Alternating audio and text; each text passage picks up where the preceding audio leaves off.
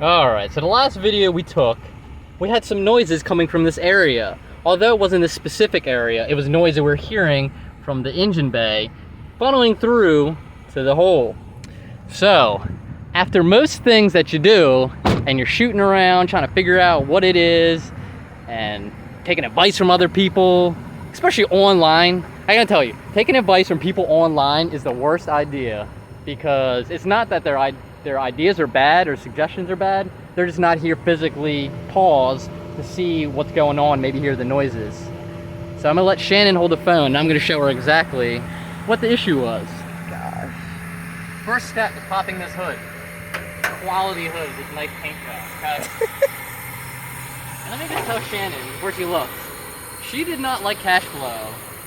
And It needed tough love. there's a lot going on with cash flow. So, I'm gonna point out the dumbest thing on here that has nothing to do with the engine.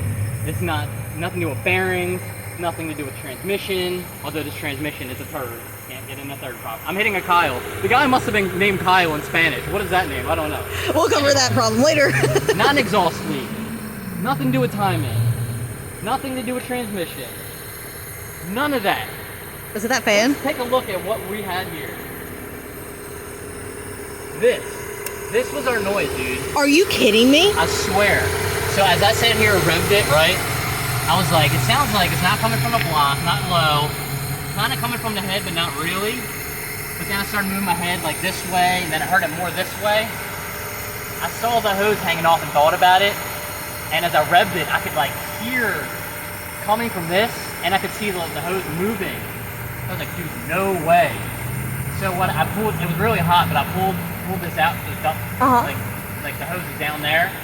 Kind of covered my finger for a second and revved it, stopped right away, and I could feel it. I could feel like air or something, or like the motor in this little piece clicking. So I turned it off, got me a bolt, zip tied it on there real quick because it's an open vacuum line. Nothing, dude, nothing. Crazy. So, Can you believe two transmissions one weekend, okay? Lots the of second one wasted we did transmission in fluid. like 4 hours. It was hot. It was on Sunday night. We had to be up at 5 a.m. But we got that done.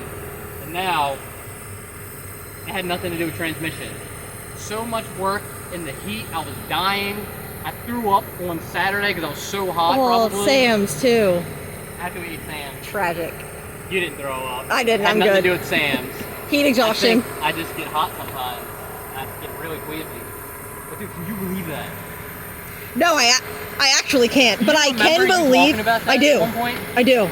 I was thinking, I was like, dude. But that just didn't make sense. Like at the time, it didn't make any why sense. Why would that make such a loud noise? And that you could hear it when we heard it yesterday or Sunday, whatever freaking day it last was. Yeah, when you stood over here and I drove in a circle. Dude. That was insane. Good job. I'm glad you noticed that. All right, so. I also don't want to stick my head too far down here looking for this. Here we are with cash flow. This is Shannon's favorite We now car. like cash flow. This is Shannon's car. Cash flow's name is no longer liability. So guys, sometimes when you're doing something so complicated, don't overlook the small stuff. You know, it can be something really small. And that's like a lesson for life too. You got something crazy going on, start with the small steps, make progress. I was shooting for the moon, so I'm gonna keep gunning no matter what. And it just sounded like a transmission noise. It sounded like throwout bearing. You know, and it's crazy because we had the Carl Farbman eBay XTD clutch pressure plate and throwout bearing, and I swore that's what the issue was. Was not the issue whatsoever. We went ahead and got an Exetti, kind of like a factory OEM stage 1 clutch pressure plate and the Exetti throwout bearing with the same transmission, had the same noise, buck transmission, same noise. You know, we didn't even get far. We probably got like right out the driveway and that was it. I think this thing has like a total. It's ever been to make the noise. Oh my gosh, it's crazy. I think the total miles on this setup right now is 35 miles. That's all with the bag clutch. And the day we launched it, really crazy. Yeah. And you know what's funny is that launch, I felt sketch about doing that. It wouldn't have mattered. I could have did it 10 times in a row, assuming this thing would have held up, but. We really did that to test the theory on if anything else would actually come from doing that launch to know what our problem was. Exactly. If it would have broke, it would have broken that launch if it would have been something major, but crazy. I cannot believe that, but I'm so relieved. I don't know how many hours we probably put into this whole project here, you know? This has taken us more than the hatch has taken us with anything, The really. craziest. I've done so many swaps and had so many Hondas. This had to be the worst one so far. Because you guys don't realize when we got this car, it was already blown up. It already had an overheated Y7 in it. It was automatic. So we did this swap. This is a Y8. This is an S40 Trans, which is used. Got it off Facebook Marketplace thing. Not always the best idea, but you know, God forbid we had something wrong, we could always use this as a spare one in the future. I have the original one that went with this this engine setup at home. Maybe in the future we'll swap it.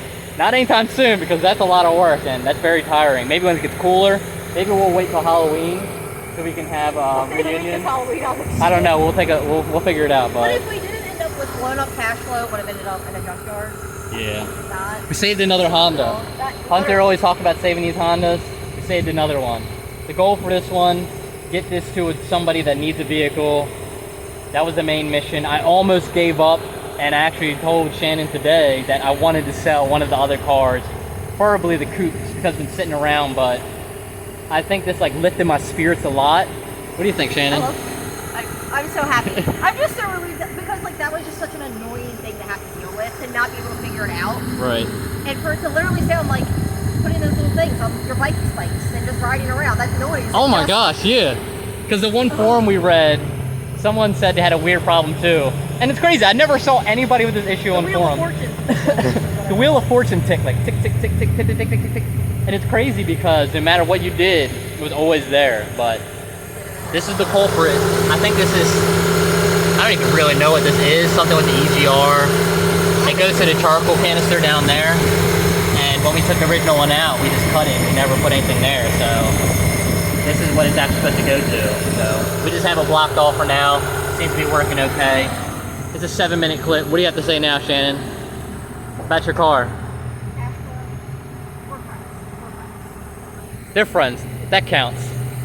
Alright, thank you guys. Amazing. My ears hear nothing. Silence is golden. Not the prettiest, but she is.